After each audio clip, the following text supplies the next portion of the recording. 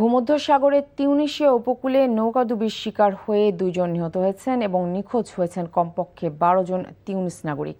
গত 20 অগস্ট বৃহস্পতিবার 15 জন অভিবাসী প্রত্যাশীকে নিয়ে ইতালি পৌঁছানোর উদ্দেশ্যে তিউনিসিয়ার উপকূল থেকে রওনা দিয়েছিল ইঞ্জিন চালিত নৌকাটি।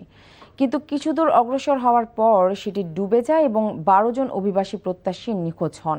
বাকি একজনকে জীবিত উদ্ধার করা সম্ভব হয়েছে। উদ্ধার হওয়া অভিবাসন প্রত্যাশীর বরাত দিয়ে তিউনিসিয়ার মানবাধিকার সংস্থার প্রধান জানান, ইঞ্জিন বিকল হয়ে ডুবে যাওয়ার আগে নৌকাটি কয়েক ঘন্টা সাগরে ভাসছিল।